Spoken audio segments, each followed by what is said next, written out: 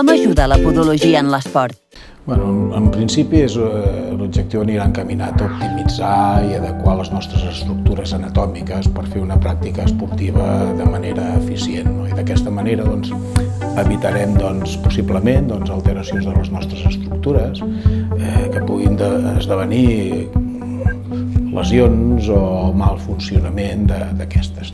Analitzarem el gest esportiu, la manera que té aquesta persona, la pràctica esportiva que hagi escollit, i analitzarem el seu gest, la manera de fer, la manera de córrer, la manera de moure's. Els hematomes sota les ungles són conseqüència del microtraumatisme del peu amb el calçat, sobretot quan l'esportista va en baixada i a causa de no cordar-se bé el calçat, el que passa és això, un microtraumatisme continuat que aleshores es fa com un líquid serós i algun cop hemàtic i fa un hematoma sota l'ungla que a vegades pot causar dolor.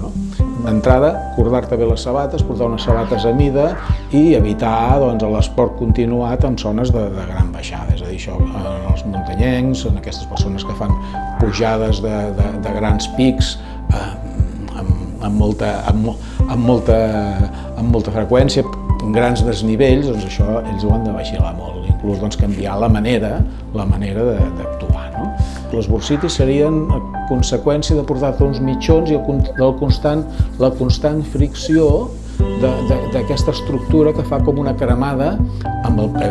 Clar, aquí també és així, mitjons especials, mitjons que siguin molt adaptables en el peu i que eviti també la fricció, acordar-se bé la sabata i fixeu-vos amb una mica de prevenció les coses que es poden arribar a solucionar, a evitar, més que solucionar, a evitar. Les durícies, les hiperkeratosis, a vegades moviments continuats d'aquestes estructures, sobretot amb els recolzaments o inclús del rosse d'alguns dits. Clar, no tothom té els dits perfectes, els dits uns se'n van sobre l'altre i a vegades si la sabata també t'apreta molt provoquen o algun trencament o una ferideta en el dit del costat o una hiperkeratosis o una durícia. Com s'ha de solucionar això? Buscar calçat amb superfície més gruixuda que es pugui amortir tot aquest impacte, sobretot en els corredors, sobretot a les persones que estan fent atletisme, running o atletisme de competició i carrera. Les fascitis plantar degudes a una poca elasticitat de la fàscia plantar o un desequilibri de la musculatura posterior de la cama envers la musculatura plantar o la fàscia plantar. Hi ha una part òssia que es fa al periòstid, s'inflama, es calcifica i aleshores és quan fan aquests esperons, que tant poden ser a la cara plantar com poden ser a la part dorsal, en el tendó d'Aquil·les.